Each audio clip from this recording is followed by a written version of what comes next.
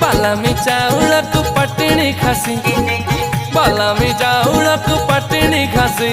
तुझिया दक्षिणी मु टोकाटा देसी बालामी चाउळकु पटणी खासी तुझिया दक्षिणी